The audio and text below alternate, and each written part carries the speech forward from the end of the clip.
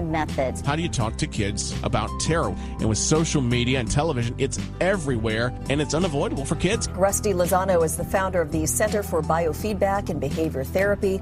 He's also been nationally recognized for his work with brain mapping. He's created a gym to work out the mind. His office features an obstacle course. Rusty Lozano is a licensed professional counselor, helping children with headaches, with anxiety, ADHD, and more. Here's where Lozano comes in. He teaches kids how to think their pain away with something called biofeedback. A North Texas therapist is treating patients in this unconventional way. We have Rusty Lozano who's joining us today. He's a licensed professional counselor. He put together an unusual treatment for teenagers who are struggling with mental issues, except he's taking this now a step further. Rusty Lozano, a leading therapist and pediatric biofeedback therapist based in Texas at the Center for Biofeedback and Behavior Therapy.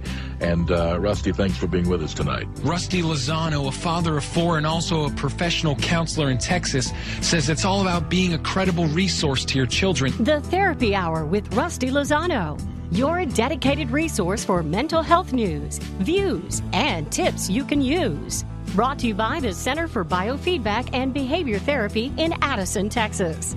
And now, here's Rusty. And good afternoon. Welcome to the Therapy Hour. I am Rusty Lozano, your host on Talk Radio 1190. On a hot Sunday afternoon, I was just telling my guests that we braved having a garage sale yesterday. It was terrible. It was just it was so insanely hot that even getting in, we have a hot tub and actually turn the heater off just to try to make it cool. And even trying to cool off then was even difficult to do. It was really terrible. But, yesterday while I was actually, my son and I were hanging out together, we had a conversation about, his future and the things that he has interest in. He's going to the School of Rock, and he's playing guitar, and he's really good. I mean, he plays, he'll bust out like a little song, and I'm like, do you know what that song was? I'll tell my wife, and I'll play it for her on YouTube, and it sounds just like it. Really neat. But he's kind of going through a phase where he's looking a little bit rock and rolly, and his hair is growing out, and he's dyed it, bleached it blonde, and so I had a conversation with him about 6th grade because he's going into middle school. He's feeling a little nervous about going into school, and we started talking about drugs and how friends that he knows and he's known will at some point start getting into things that might be a little bit questionable. And it's interesting because I think one of my first encounters with drugs, not that I personally did it, but I actually saw, in the restroom in middle school, a group of kids actually holding their hand out while another one was dibbing out marijuana into their palms. It was in 6th grade. Never seen anything like that before. I didn't even know what it was. And really, it was eye-opening. But it kind of leads, attention to a bigger problem. Drugs have always been an element here with our kids, but now it's actually, we're looking at an opioid epidemic. Opioid? Yeah. The opioid epidemic, or opioid crisis, is the rapid increase in the use of prescription and non-prescription opioids in the United States and Canada in 2010s. It's prevalent, and these are over-the-counter drugs. And so here to talk to us about this today is Joel Holliner. I'm going to introduce him. He's board certified in psychiatry as well as in addiction psychiatry. He's the executive medical director at HCA Medical City Dallas Green Oaks Hospital. He's chief of psychiatry at Medical City Dallas Hospital. And he's also the medical director of the Holliner Psychiatric Group in Dallas. Welcome to the show, Joel. Thank you, Rusty. Great to be here. Yeah, it's great to see you again. Joel was on the show last year sometime, and we've kept in touch. But this is a really important topic, and it was interesting. I was driving to work, and I even heard another show that was actually highlighting this exact same topic. But can you give us a scope, the listener audience? What's the scope of the epidemic? Well, it's Rusty. This is a major public health problem. It's a real emergency. I view it as kind of the HIV of our time. In the 80s and 90s, we had all these problems with HIV, and it still is obviously an issue. This is like that. People are dying, and it's out of control, and we don't know what to do about it. So, for instance, America is 4.6% of the world's population. 4.6%. Yet we use 80% of the world's opiates. These pain pills, 80%. And if you look at hydrocodone, for instance, one specific one, we use 99% of the world's hydrocodone. I've been prescribed hydrocodone after a procedure, either a dental procedure or something like that. So it's relatively prescribed often. Yes. Oh, absolutely. It's prescribed like candy. I guess is a little bit of an exaggeration, but it is prescribed by doctors, well-meaning doctors, prescribing it for their patients day in, day out. But this created a problem. Now we have 2 million Americans that are addicted to opiate prescriptions. So when the doctors give it, sounds like you got off of it. Sure. Great. That's the way it's supposed to be. Yeah. And they only gave me 5 pills, so I didn't have a choice. That was really good. That's really good. Yeah. You didn't have a chance to get hooked on it. Right. Whether you wanted to or not. And of course you didn't want to, but yes. No one wants to. I mean, no one wants to have a drug problem, and but it does happen. And so we know that there are now more overdoses in America from different drugs like this than there are deaths from gun violence or deaths from car crashes. So more people die from opiate overdoses. Those are massive. It's out of control. It's out of control. Today there are 91 deaths a day from opiates, which is, if you do the math, that's about 33,000 a year. But it's even worse because it's rising. It's increasing. And it's estimated that the way it's rising, if it continues over the next decade, there will easily be 500,000 deaths from opiates. So it's an enormous problem. And half these deaths are due to prescription drugs like you got, when you went to a well-meaning doctor, gave you this medication, you get hooked on it, which happens far too often. And then half are due to heroin, which is obviously not prescribed. We'll kind of talk about how that. Just to kind of bring something up, are you from Dallas? Yes. So in the 90s, there was a massive heroin epidemic in Plano. Right. And there were a lot of deaths. Yeah, in adolescence, right. It was in high school. And it came in like a swarm. And I even remember being out and about in the 90s as a high schooler. And, you go to parties. That's what you do. What's what I did. And then there are the group of kids that are doing like the conventional thing, underage drinking, which, I'm not too proud of, but, we did. It's an experience. But then there was a group of kids that were actually doing something illegal. And I had a few of those friends. So I watched. And as a friend of mine pulled out little packets of this black tarry substance, and they were explaining, like, what it is. And, like, you want to do it? I'm like, no, absolutely not. I'll die. Like, you won't die, and I get a little bit of peer pressure, but not too much. But then he also whipped out some mushrooms.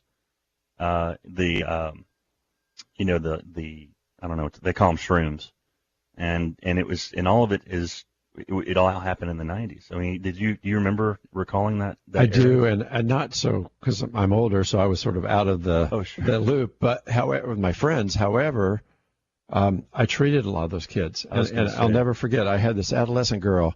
It's one of my favorite patients. I guess you're not supposed to have favorite patients like favorite children, but there's some patients that you just really feel especially attached to, and this was just the sweetest, most beautiful young lady. She was 15 years old, and she was absolutely beautiful and talented. She could sing so beautifully. She was so bright and such. It was so interesting to talk to her. And she was using heroin. I was like stunned. Wow. This is in the night. I was just stunned. And I had her at Green Oaks in the hospital there, and I kept her extra long because I just was nervous that she was going to slip back into it.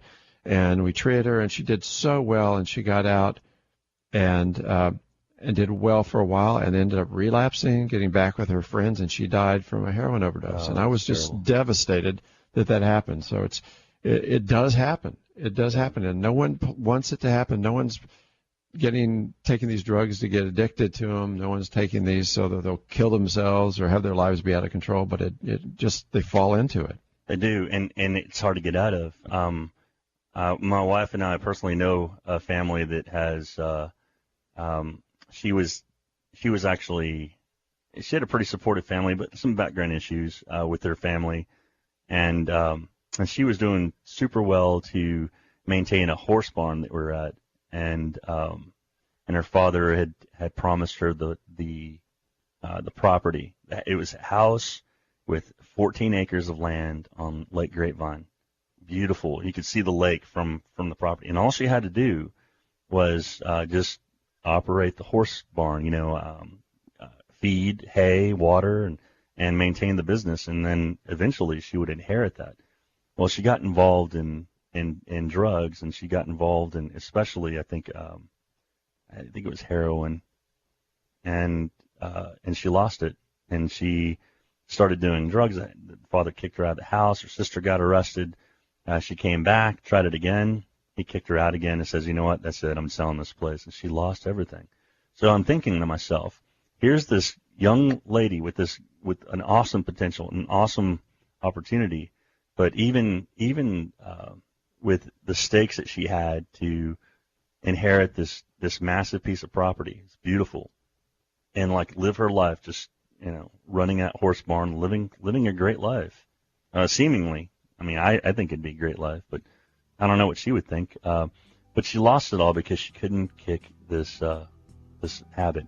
We're going to take a quick break. When we come back, we'll talk more about this epidemic. Be right back.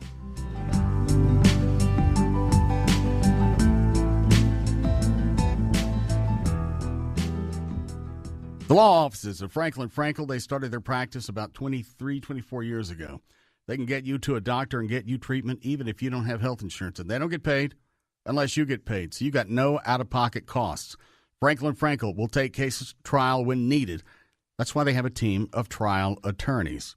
They'll fight and attempt to get you the most for your settlement. And I've referred friends to the Frankels before because I trust them. Partners Mark Frankel, Scott Frankel, and Gene Burkett were all recognized in 2015 and 2016 as Best Lawyers in D Magazine. Mark and Scott were selected Super Lawyers in 2015 and 16. Thomson Reuters Service, printed in Texas monthly.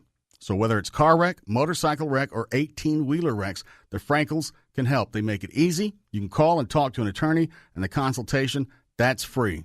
1-800-LAWYERS. It's the law offices of Franklin Frankel. Their principal office is in Dallas, Texas. Call 1-800-LAWYERS for personal injury cases. Franklin Frankel, proud supporters of the Russ Martin Show Listeners Foundation. I had memory foams, I had feather pillows, and I'd always wake up with neck pain. After sleeping on my pillow, I didn't wake up with the headaches. I was more aligned. I didn't realize the connection between the pillow and sleep. When I switched to my pillow, I got a better night's sleep, and I love it. Hello, I'm Mike Lindell, inventor of MyPillow. My patented fill adjusts to your exact individual needs, and it holds that support all night long to take the pressure off your shoulders and keep your neck aligned so you get the best night's sleep of your life. MyPillow is machine washable and dryable and comes with a 60-day money-back guarantee and an amazing 10-year warranty. Plus, every MyPillow is made in the USA. I personally guarantee that MyPillow will be the most comfortable pillow you'll ever own. MyPillow is now offering 50% off their 4-pack special, plus free shipping. Go to MyPillow.com or call 800-480-1941 and use promo code iHeart. That's 50% off plus free shipping. Don't delay. Order now. Mom was diagnosed with Alzheimer's at 58 years old. 8 years into the disease was when all the light went out. For me, it was heart-wrenching. Looking into the eyes of somebody with Alzheimer's, sometimes you just don't see the person's soul is gone. And it takes a toll on everyone. I mean, it's a depressing disease to watch unfold before your eyes. She actually thought those of us who were caring for her and who loved her most were her worst enemies. More and more responsibilities fell on my shoulders. This disease just ravages a family. It changes your life. The magnitude of it is indescribable. My mother taught me to be in the moment. We have to live in the moment with them. And I'm going to be with that person right now in this moment, wherever she is. Now is the moment to stop Alzheimer's disease. Call Bright Focus at 855-345-6237. You're listening to the Therapy Hour with Rusty Lozano, brought to you by the Center for Biofeedback and Behavior Therapy in Addison, Texas. Hello, and welcome back to the show. This is the Therapy Hour on Talk Radio 1190. If you're just joining us, we're visiting with Joel Holliner, and our topic today is the opioid epidemic. Tell us a little bit more about the scope of the epidemic, Joel. Well, it's just vast, and so now we've got all these thousands and thousands of opiate addicted patients, and they occur more every day. As I mentioned, there's 2 million prescription opiate addicts in America, and then all the heroin addicts in addition. And we think of heroin as the addictive thing, right? Not pain pills as much. Yeah. But when you look at the heroin addicts, 4 out of 5 of them started with pain pills. So do these pain pills have the same effect as the street drug? They really do. They do. That's the problem, is that they are also addictive. They don't get you high as quickly sometimes as heroin does, right? But it's the same exact idea. And if you take more and more of them, you do. So it's really the same. You think, oh, they're just prescription pills. Or sometimes you get them just on the streets and buy them that aren't prescribed, of course. That tends to happen, too, over time. I have patients that I find have gone to 5 different doctors getting these pain pills.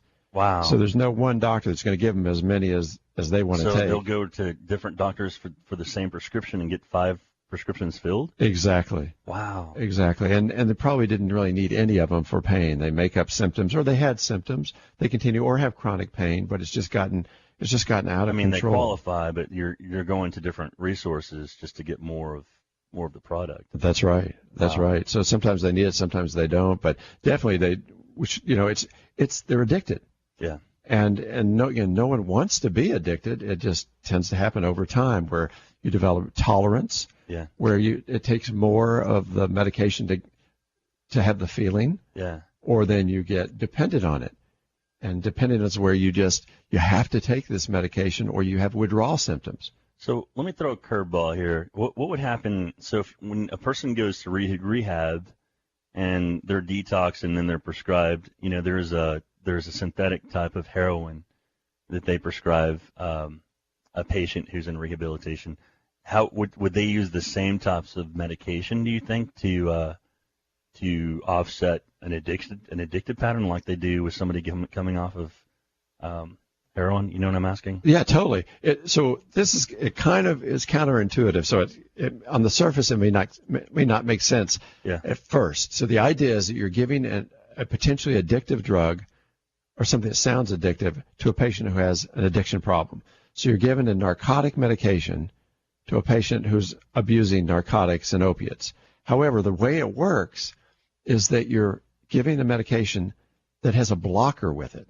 So it's an opiate and it's a blocker, so that it doesn't get you high, and it's the kind of medication that it keeps you from going into withdrawal and craving and needing to get more of the medication, or feeling like you need to get more of the medication, but without getting high. And it also helps with pain if you have chronic pain. It's just to feel normal. So that's it. You feel normal. That's the way patients describe it. Wow. And these are called buprenorphine products. Buprenorphine is the name of that drug, and then they combine it with naloxone, which is a blocker. So with that combination, it's fantastic. It's miraculous. Yeah. I mean, I guess it sounds like I'm overstating, but I don't even think I am overstating because it's so amazing how patients can have their lives so out of control. And I had one guy who came in, and he had just lost his job. His wife had kicked him out of the house. His children won't talk to him because he kept abusing heroin. He couldn't stop. He wanted to stop. He had everything to lose. He did lose everything, and he hated that, and he wanted it all back. And he came in and said, I'm desperate. I don't know what to do. I've been in 3 rehabs. Wow. I get detoxed. I get out. I go right back. I don't know what to do. I put him on these buprenorphine products. Yeah. One of them is named Suboxone. That's the one I put him on. I put him on Suboxone, and he said, I can't believe it. I'm not craving. I feel like myself. I'm not high anymore, but I'm just okay. He was able to get a job. Wow. His wife let him come back after about a year. Yeah. His wife let him come back. His kids now talk to him. He's very happy. And so he now works in a candy factory. So every year he brings me a box of candy on the anniversary of his sobriety. Wow, Joel, that's a great story. And there's a lot of stories like that because it is a fantastic way to treat patients that are, whose lives are out of control. So, I mean, it really sounds like there's a lot of technology out there that's starting to kind of keep up and make some impactful differences. Oh yeah, there's a lot we can do. It's not a hopeless situation. I've had so many patients who have been in multiple treatment facilities, really good facilities, and gotten good care, but they relapse. And relapsing is part of the nature of addiction processes. Not everyone relapses, but most people do relapse some.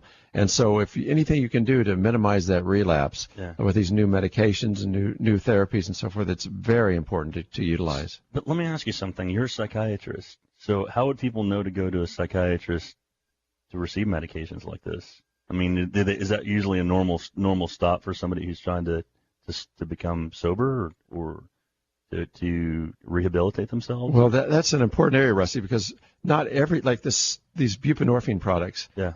The government requires special training in it and a license, and they limit the number of patients that a doctor can treat on them, and so there are really a relatively few doctors that even prescribe these buprenorphine products.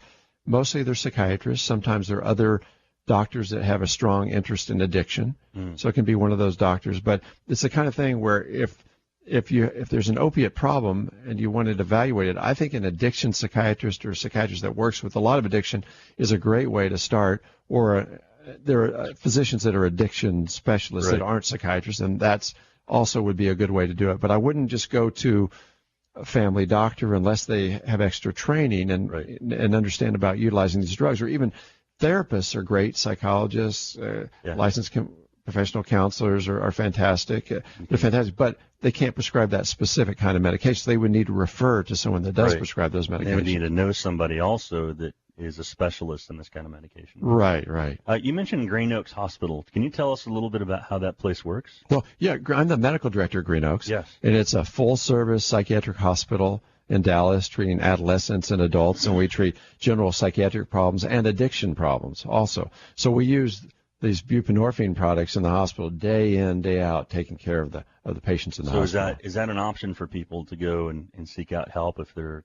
I mean, how does one get into Green Oaks? Isn't it an acute center? Or? It is. It's on the campus of Medical City Dallas Hospital. Yeah. And it's right there in North Dallas. So what we do is, I'd say, is either you're referred by, your physician or your counselor to the hospital, or you could go right to the hospital, and they have assessment teams who assess and determine whether you need to be in the hospital, need an outpatient psychiatrist, need an outpatient therapist, need a day program. We have that available too, intensive outpatient, whatever level of care you need, and we'll put you in that program.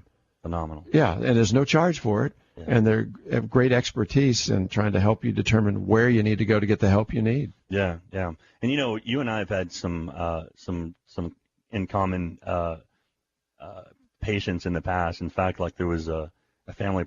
I've first heard about you probably over 6 years ago when I'd sent a patient over to Green Oaks and they'd met you, and the mom had spoke really highly about you. So it's really nice to know.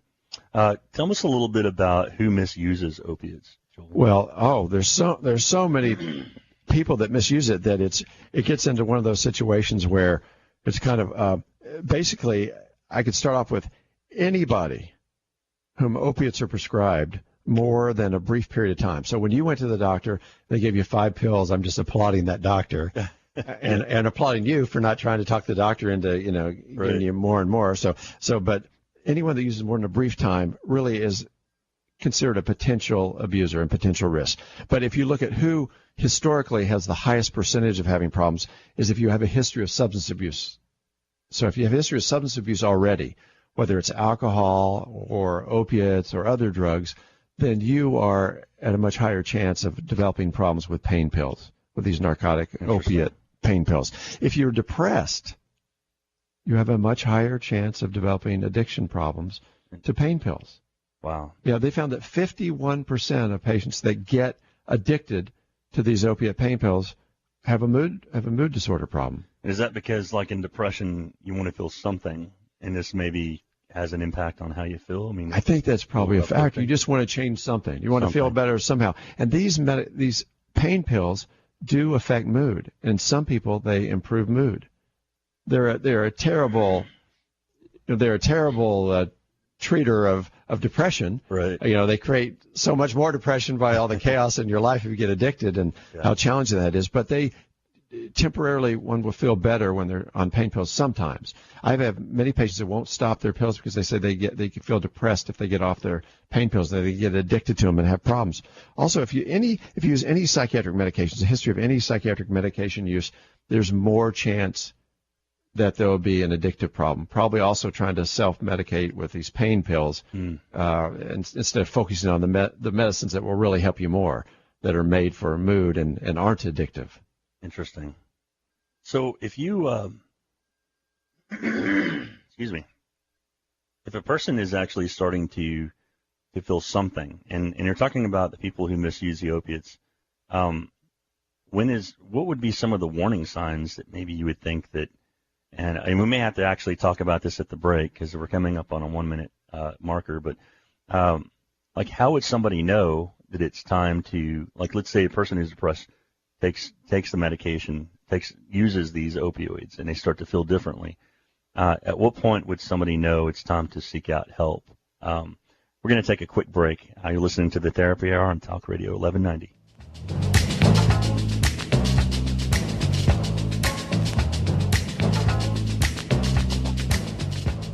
Hi, it's Fisher, the Radio Root Sleuth, host of Extreme Genes Family History Radio. Every week right here, we bring you the latest on how to dig up your dead, plus amazing stories of discovery and expert guests. Maybe we can help you find who you're looking for. Tune in to the Extreme Genes Radio Show, hosted by Scott Fisher, Saturday evenings at 6 p.m. on Talk Radio 1190. If you're interested in finding out where you came from, listen to Extreme Genes Radio. Texas. It's a big state with a whole lot of wind blowing around. What can we do with all that wind? Or what do you say we power all of our homes with pure 100% wind energy? At Breeze Energy, we're totally 100% green. We don't do coal or nuclear, and we never will. So why not go with the wind? Go to breezeenergy.com. We think you'll see we're a genuine breath of fresh air. At 24 Hour Fitness, we have workouts to suit every side of you. Yoga for your inner guru, treadmills for your inner track star, dance classes for days you want the spotlight, and high-intensity circuits when you're fired up to get things done. And since our studio classes are included with membership, you can take whatever you want at no extra cost. So whether you're feeling fierce or simply finding your flow, make every side of you happy by joining the club today. Facilities, classes, and amenities vary. Not all clubs open 24 hours. It takes a lot of work and work zones to keep I-35 moving. Please slow down and stay alert in work zones. Keep in mind that fines double when workers are present. To plan ahead and avoid delays, visit my35.org. A message from TxDOT. Be safe, drive smart. In small towns and big cities around the world, Habitat for Humanity volunteers gather. Hammers are raised, bricks are laid, and another family finds shelter in a home they help build. Habitat volunteers are changing lives for the better, and in the process, maybe even their own as well. Support the work in your community or wherever your heart leads you. Volunteer, get involved, and help build it. Visit us at habitat.org. You're listening to the Therapy Hour with Rusty Lozano, brought to you by the Center for Biofeedback and Behavior Therapy in Addison, Texas. Hello. We are back. If you're just joining us, this is the Therapy Hour on Talk Radio 1190. We have Joel Holliner, and we're discussing the opioid epidemic. Joel, how did all this start, and who is to blame? Well, I hate to just say blame, but there really are some responsible parties that contributed, of course. Let's start with the pharmaceutical companies. The pharmaceutical companies came out in the 1980s with oxycodone and hydrocodone, these pain pills, and they marketed the heck out of them. And they came and they told doctors, look, this will help your patients. You'll help them with pain. If you want to be a good doctor, basically you need to prescribe these medications. You don't want your patients to suffer, of course. Right. And the great thing about these is they were very effective, and they were.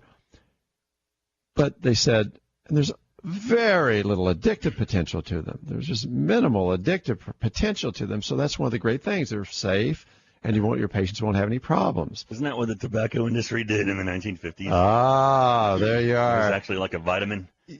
That is so true. Where they had there were ads in the 1950s for tobacco where one of them I will never forget said, "Physicians prefer Camels." Physicians prefer Camel. Really? So 3 out of 4 physicians recommend this. So it's just ridiculous. Same kind of marketing. Wow. So certainly the pharmaceutical companies bear their share of responsibility. So they're saying it's not addicting. It can help your patients.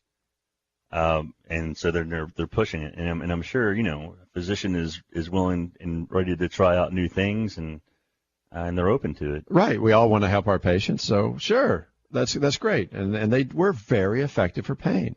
They were very effective. The problem was they're minimally addictive was not the accurate part, and that certainly contributed. But I'd say physicians don't get off scot-free either, right? Because physicians, we want to help our patients. Of course, we don't want them to suffer. We want to do the right thing. And we have so many patients with chronic pain. There are 100 million Americans with chronic pain of some kind or another. So, there's just a lot. There's a ton of pain out there. So we want to treat it. However, we overprescribed. I mean, we clearly, as we look at it, we have overprescribed. And that doctor that gave you 5 pills when you were in pain is rare. That's a gem. I mean, that was back then, back then. Now it's going to be more common because doctors are much more aware of it. But doctors I see all the time patients come in and they've gone to an emergency room. They had maybe a knee injury. They find out that there's, no broken bones and they're going to be okay. And they'll give them maybe a bottle of 30 oxycodone with a refill. Well, wow. They probably didn't really need that much, honestly. And, maybe 5, 10 or something to help them get through maybe, and then that's it. But they gave them a lot. And then they go see their primary care doctor, and they say, I'm on this oxycodone. Then the primary care doctor will refill it. And I see patients day in, day out that are on, say, oxycodone, right, and have been on it for 2 years. And I go, wow, why are you on this? And they go, my knee injury. I go, your knee injury was 2 years ago, and you're fine, and you didn't have surgery, and you're fine. You're not complaining of pain. They go, oh, the pain's gone, but I don't know. They just keep giving it to me, and I don't stop it. I kind of like it, or I tried it, and I felt I had some withdrawal problems, so I just kept taking it. We've seen the same thing kind of happen with Xanax, too, where Xanax is prescribed as a normal, everyday medication, but it's actually, there's a street name for it. I think they're called tablets. But they're also highly addictive, and they have their place, but that's scary how things like that can happen. I mean, it's right. So as physicians, we need to reevaluate. Here I'm saying it's a good idea to see a physician for medication, but the doctor needs to have responsibility to get them on the appropriate medication and not overprescribe it. And then consider, does the patient still need to be on this medication? Is it time to start backing off and slowly wean off of the medication? If you stop it abruptly, you might have withdrawal problems, but you need to slowly wean it down or just prescribe a little at the beginning so they don't have an addiction problem. But in 2000, they did a study in 2014, Rusty. There were 240 million opiate prescriptions. Oh, my God. I mean, I can't even say it with a straight face. It's so bizarre. That's enough for every adult in America to have a full bottle of pain pills. Oh, my God. Wow. I mean, it's really ridiculous. Since 1999, the number of opiate prescriptions has quadrupled, along with the number of opiate deaths, overdose deaths.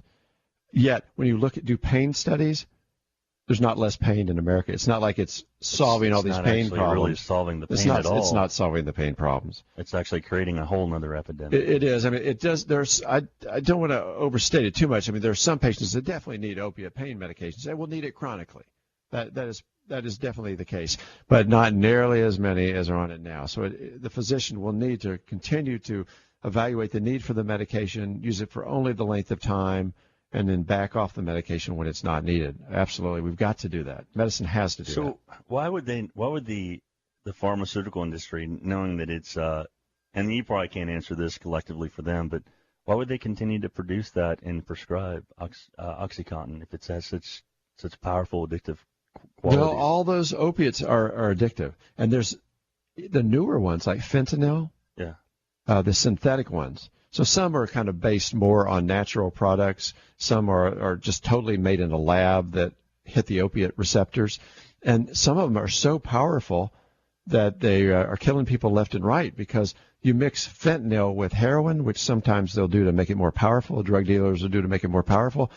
That you overdose them and they will die. Wow. People stop breathing because these depress the respiratory centers, and that's a main cause of death. Wow. But I don't think the pharmaceutical company, I think it's clear to say they don't want to kill anybody. Right. They're not meaning to hurt anybody.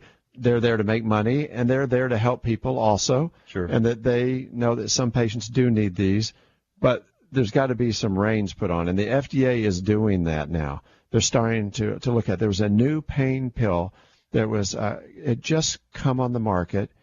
It was a long-acting, extremely powerful pain pill, and the government looked at this. The FDA said, you know what, that one, just the benefits aren't powerful enough to outweigh the danger of that drug, and they just pulled it off the market. Oh, wow. So the government is getting involved now, and the drug companies aren't fighting that too much. Right. So it's a balance of finding medications that will help patients, but that aren't going to hurt patients and hurt society in general. Yeah, and that's going to be like a weed pulling kind of a behavior where over time it's gonna take time to really try to find a compromise, or actually what am I trying to say? They're going to replace it with something else. Right, or find a happy medium on this where you can use them but not overuse them. And I think that's where I blame the government also. Yeah. So we've talked about the pharmaceutical companies. We've thrown them under the bus. The physicians under the bus. Now let's blame the government. Let's blame the government. It's always easy to blame the government, right? And because really, they've tried with like border surveillance. Whatever you think about the wall and all that kind of stuff, that aside, so many drugs come over the border that is a real problem in America. The number of drugs here, there's thought to be there's 64 billion with a B in drugs that cross the Mexican border every year, and a lot of that are opiates. So the government, anything they can do to minimize the amount of drugs in America is better, because right now the cost is so low for drugs. You can get heroin that is less expensive than filling a prescription, an opiate prescription, and that's part of what's fueled the heroin epidemic. Right. There is an alternative instead of having to get a prescription. Exactly. Just go out and get a street value for it. Right, exactly. And we're talking about, I'm thinking here, if this is a drug that's smuggled over, it doesn't take much. I'm sure that the quantity that they sell is very, very expensive for very little. Not like a big bag of weed. It's as big as a hay bale. But you're talking about maybe something that can be smuggled over in smaller amounts, and then to be distributed and make a lot of money. Yeah, it's extraordinarily profitable, and a lot of drug cartels, made a fortune off of those drugs. And the government also has limited. I mentioned those buprenorphine products that are so amazing for many patients that have these opiate addictions. The government, has put all these limits, and there's so few doctors. So I think they need to encourage doctors to, get educated on those medications instead of just saying limiting them. They should increase the limits, which they've already started doing, as a matter of fact, and they should encourage doctors to be educated in using buprenorphine products. I really think anyone that's prescribing opiates pretty much should know about the alternatives of opiates and know about buprenorphine, because some of their patients are likely going to get addicted and either be able to prescribe it themselves or have a network of doctors to refer to prescribe medications if their patients do get addicted, and not be part of the ongoing problem in their patients being addicted. Another problem with the government is they haven't funded pain research very well at all. And there's some folks that will talk about medical marijuana and how important marijuana is, but it's still a substance. It's a drug, and I'm kind of against legalization and so forth. But I could be wrong. It may be fantastic for pain. We just don't know. There's been a few studies, but not great studies, not a number of studies that would really give us the answer. I was actually doing a TV show with a guy who was from California, and he had this clinic where they were using marijuana to detox off of all other drugs. Wow. And I thought, that sounds kooky, but maybe it's not maybe kooky. There's something to it. But there's not enough literature to know whether it's a silly idea or it's a great idea. And the government, instead of fighting marijuana, maybe needs to say, okay, we're going to hold off on our decision about marijuana, but let's do some research. Right. And let's see what happens. And let's look at studies to see, does it help with pain? Is it really important for anxiety? Is it really important for PTSD? Is it really important for other disorders that, anecdotal stories saying that it's helpful for? It might or might not be. Yeah. But we really need to have the funding to research that. And I think the government also needs to really work with hospitals and doctors and educate them. The government can do enormous things with financial incentives. Right. And encourage you to, right now they give you financial incentives to treat pain aggressively. You go into our hospital, we get surveyed like all hospitals by Joint Commission surveys, and they come in and they look at the patients with pain. Are you, every shift or just about, are you looking at their pain levels? What are you doing to treat their pain? Then it's just narcotics. They're kind of lean towards, treating them with. Yeah, that's an interesting element. We'll be right back. Hold that thought on the Therapy Hour.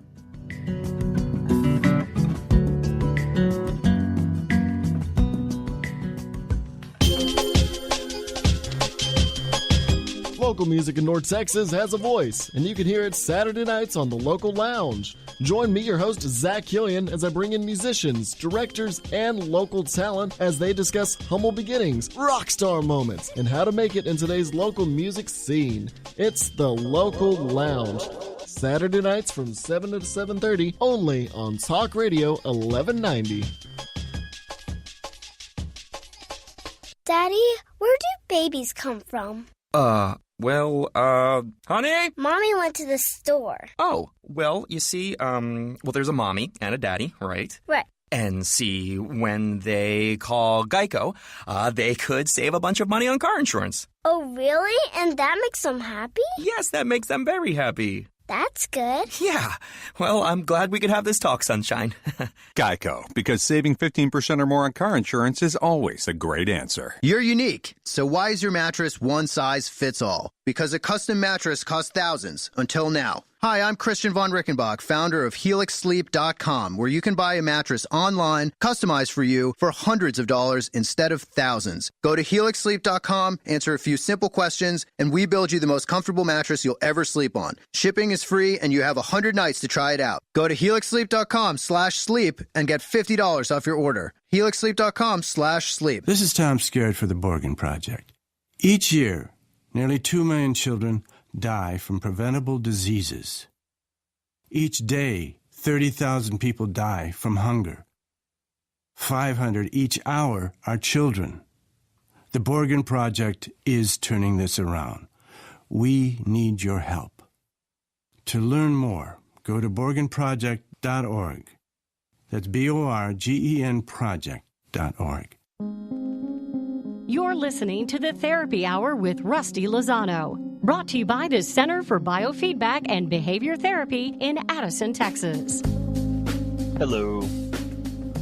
We're back. This is the Therapy Hour on Talk Radio 1190. You're just joining us. We have Joel Holliner. He is the board-certified psychiatry as well as in addiction psychiatry. He's the executive medical director of HCA Medical City Dallas, Green Oaks Hospital, chief of psychiatry at Medical City Dallas Hospital, and the medical director of the Holliner Psychiatric Group of Dallas, in Dallas. And so as we were leaving on the segment, we really started getting into solutions. And a big part of it the discussion was on government intervention and things that the government can do to fund research and kind of make that more of a push to see what alternatives can be used to help offset the opioid epidemic. Absolutely. The government can really do a lot of things besides just spend money. They can spend money focused and make it happen. It's okay. First off, they've got to shut down, and they're working on it, any of these pain mills, because I hate to say it, but there are some rare rogue doctors that just are giving out medications for patients that really don't need it, and they're doing it for profit. And you see in the newspaper every now and then that this they call them pain mills, are shut down. And I think that's really great that we need to continue to do that. I think the government needs to continue border surveillance with respect to these drugs and these cartel enforcement, and that will hopefully increase the price of heroin and make it not as affordable. Right. So that hopefully that folks, the addicts will think, maybe I'm better off getting treatment rather than to continue to use. Because the cost is just too high. $64 billion of opiates cross the Mexican border every year. We talked about the research, more research for pain treatment. Let's learn about biofeedback in more detail. How does that help pain versus giving pain pills? Marijuana research would be great for us to get more information on that. We need to make naloxone. I don't know if you're familiar with this naloxone. Narcan, it's called, is a drug that's used like in emergency rooms. So someone comes in if they're had an overdose of heroin, for instance, or of pain pills, and they're going to die because they've stopping breathing and all that. You can give them an injection of this stuff called Narcan or naloxone, and it reverses it. Wow. We need to have that available. All first responders need to have that. The fire department people need to have that. Is that like on that movie Pulp Fiction? You know what? It actually kind of that same idea. I think they actually injected it into their heart, which you don't have to inject it into the heart. Yeah. But the same kind of idea concept. Because the same concept. She would have died. Yeah. Look, if he hadn't done something. So it's not as a little poetic license there of jabbing it into the heart, but the idea of injecting it to the arm to have those available. And if you have, I think they should make those freely available. Like an EpiPen or really, something. like an EpiPen. You can get it at the pharmacy maybe not even need a prescription. Be able to have that. So if you God forbid, have an uncle that's a drug addict that, lives next door to you, and you can have that available that you could save their life if you ever needed it. And now they're put into libraries. We'll have those sometimes. A lot of just kind of public places, like at airports that have defibrillators. Right. Maybe they need to have, this Narcan available to them. So, do you think in an odd way that would actually like promote people's usage or make it kind of like normalize it? I think it would do the opposite. Okay. I could be wrong. Yeah, because it'd be a stigma. Oh, look, there's that person going. I think it would emphasize how bad this is and how this can kill you. Right. And how to save your life you have to have this, and how many people die, and it would bring up the discussion of, 33,000 people are dying every year from these overdoses, and how bad it is, and how dangerous it is, and what treatment options are available instead. Maybe that's just wishful thinking. Yeah. But you're right. It could go either way. Right. It could go either way. We just don't know. Yeah. There's not enough research out there that really. That's right. And we need to have funding for drug treatment, funding for public education. We need to educate everybody about what's going on and what a problem this is. And even like that would even go into the scope of trying to do early intervention with your own kids. Like the conversation I had with my son in the pool yesterday in the hot tub, and talking about he's going into 6th grade so that he's aware going into an environment, a new environment, that when he sees things that, he can identify what those are and identify, what usage is and then when to say no. That's right. And there's, educating parents and how to talk to their kids. And, we've done a pretty good job of smoking. The government's really helped with that, and it's been dropping even in young people. Smoking's been dropping. Mm-hmm. These commercials where someone has lung disease, can barely talk, and and cancers from it and all kinds of things that scare you about smoking. Right. Well, it'd be very easy to do that with patients that have drug abuse problems. You talk about what's happened to their lives and how they've lost their families and friends and health and have deteriorated, and every aspect of your life deteriorates when you have a problem with drug abuse. Yeah, no, it is scary. It's very scary. That's right. And then we also want the government to work with pharmaceutical companies to say, look, we don't want you to keep putting out things that are really addictive, these synthetic, high-potency narcotics, the fentanyls, the Opana ER, which is the one they just pulled off the market. The FDA just pulled off the market. They said enough is enough. Yeah. It's just too dangerous. And one other thing the government can do is, why don't we have a national data bank where they show every prescription that's filled in every pharmacy in the country, so that, because we have one in Texas and it's fantastic. Really? Yeah. So I have a patient that comes in that wants stimulant medication for ADHD. Yeah. And they describe it, and it sure sounds like they have ADHD, and I'll go look, and we pull up, every time we pull up the Texas data bank, and it is not infrequent. I'd say it's once a week that someone wants it. We look down, and they're prescribed that same medication by 4 different doctors. Oh, wow. So they're doctor shopping to get the medication. They either have the problem or don't have the problem, but they know what to say to get the medication to abuse or to sell. And so we need the same thing with narcotics.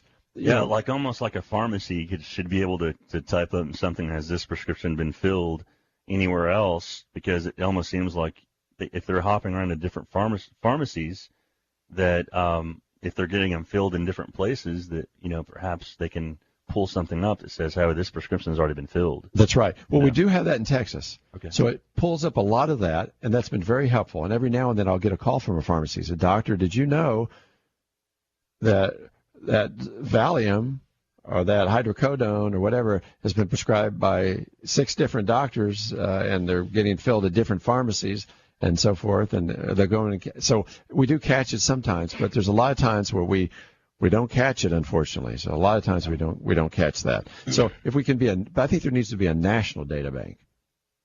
For this goes beyond Texas. I mean, everywhere. Absolutely, because we're contiguous to all kinds of states. It'd be very easy to go across state lines and get prescriptions all over the place.